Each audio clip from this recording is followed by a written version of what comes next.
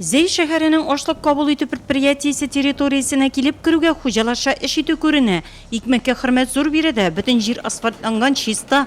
Бөртек саклау өчен 22 склад, заманча куәтле 5 ашлык киптергечләр, 12 000 тонна бөртек суйдырышлы ябык 8 ашлык кабул итү мәйданчыклары.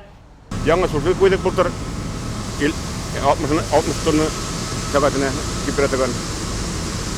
Болай принципы менә бөтен аниләрнең Тюбелашларын яу бітірлік яғадан қалай біле. Кәр еліне мұнда 22 склад, кәр еліне бір складның басында қалай біле яптырдым. Мен қазірін тағын бірген әстіп қалды. Мен келгенде 60 000 тонна еді, қазір 100 000 тоннаға жеткердік. 100 000 тоннаны сақлай алабыз. Рифкат Мидхатович әлеге предприятияны 20 ел элек җитәкли башлый. Шул еллар эчендә белемле кадрлар туплана. Ашлык кабул итү пункты заманча җиһазлар белән яңартыла. Бүгенге көндә предприятие тулысынча механикалаштырылган, югары рентабельлеккә ирешкән хуҗалык. Хәзер биредә 100-гә якын кеше хезмәт куя. Хезмәт хаклары әйбәт. Рифкат Мидхатович безнең үтенечләребезне беркайчан да игътибардан читтә калдырмый. Техника кирәкме, кешеләрме сорагач барысын да бирә. Предприятиегә яңа бөртек киптергечләр, автокүтәргечләр куелды. Икмәк ул сабый бала. Сабый баланы ничек барысың, икмәкне сылай барамасаң, икмәк барап саклап булмый. Сабый баланың бер дә аермасы юк сабый балага.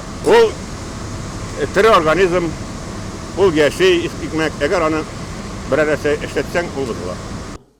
10 ел предприятияны улы Рәфи җитәкли, әтисе кебек үк ул да тырыш булдыклы, заман белән бергә атлаучы җитәкче.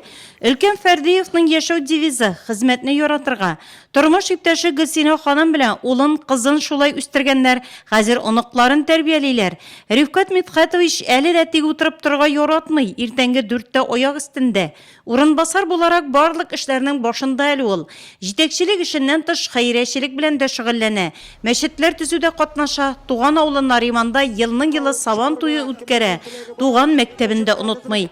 Татарстан Республикасының атказаңа авыл хуҗалыгы хезмәткәре, тырыш хезмәтләре өчен медале иясе, Зей шәһәренең мактаулы гражданины, Россия Федерациясе һәм Татарстан Республикасы авыл хуҗалыгы һәм азык-төлек министрлыгының күп санлы мактау кәгазьләре белән бүләкләнгән якташыбыз Рифкат Фәрдиев зур планнар белән яши.